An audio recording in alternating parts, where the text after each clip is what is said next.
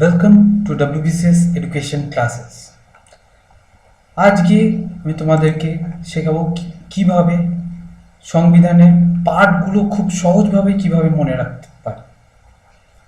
চলো দেখে নেওয়া যাক। আমাদের সংবিধান যখন তৈরি হয়েছিল তখন 395টি আর্টিকেল ছিল, 22টি পার্ট ছিল আর 8টা শিডিউল ছিল। কিন্তু এখন 470টি আর্টিকেল আছে, 25টি পার্ট আর 12টা শিডিউল আছে।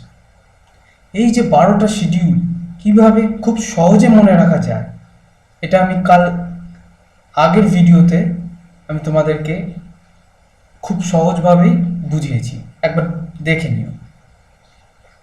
আজকে আমি তোমাদেরকে পড়াবো কিভাবে খুব সহজে পার্টগুলো মনে রাখা যায় সংবিধানে। প্রথম 1 থেকে 10 অবধি কিভাবে মনে রাখবে দেখো। You can fly directly from US to UP to meet Sham. তুমি শ্যামের সাথে কি করে দেখা করতে যাবে? ফ্লাইটে চেপে। এইভাবে মনে রাখবে। You can fly directly from US to UP. US থেকে তুমি ইউপিতে দেখা করতে যাচ্ছ শ্যামের সাথে ফ্লাইটে করে। ইউটা কি?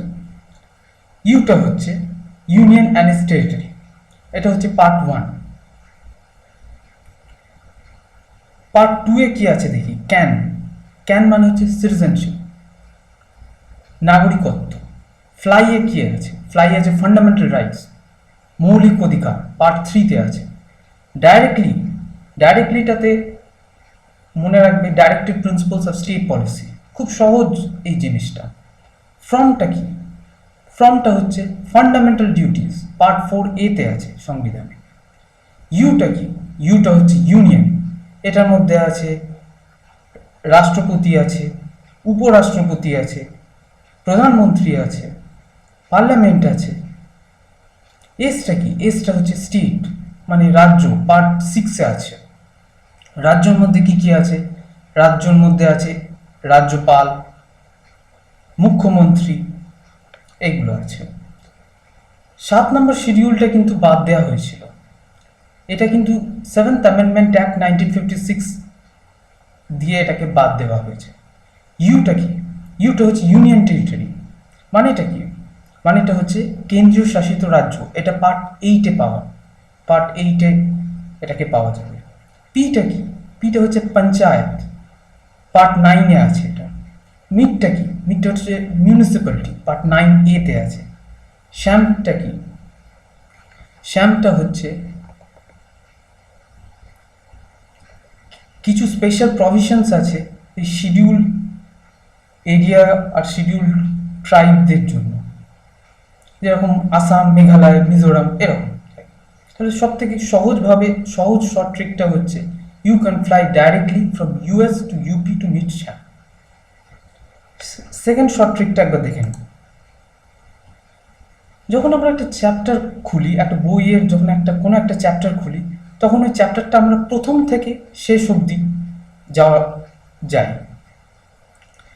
তার ট্রিকটা হলো read from the start to end please. রিডটা কি?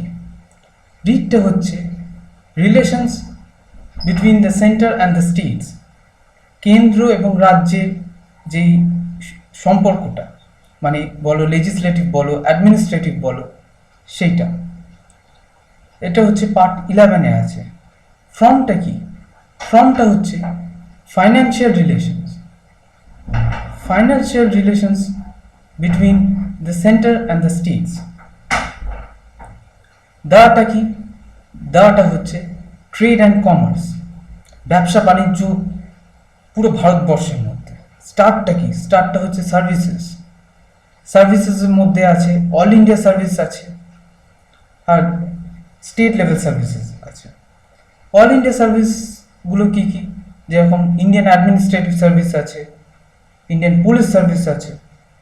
আর স্টেট লেভেল সার্ভিসেসগুলো কি কি?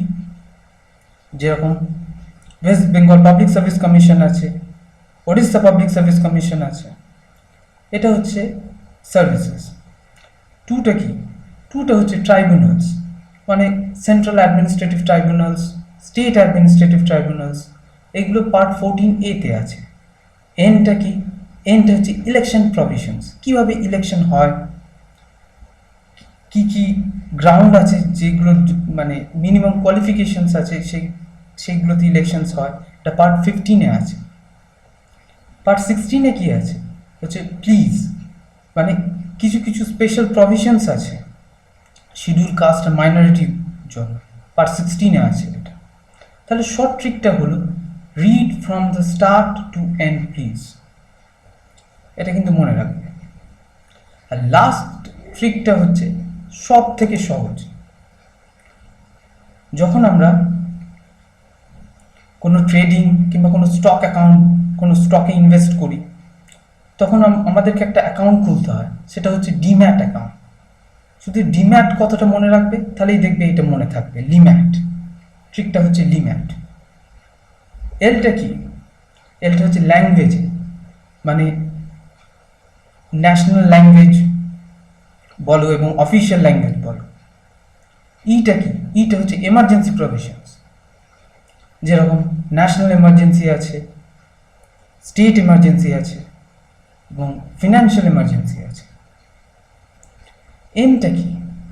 এমটা হচ্ছে কিছু কিছু স্পেশাল প্রভিশনস আছে রাষ্ট্রপতির জন্য, উপরাষ্ট্রপতির জন্য এবং বিভিন্ন রাজ্যপালদের জন্য, বিভিন্ন রাজ্যের রাজ্যপালদের জন্য।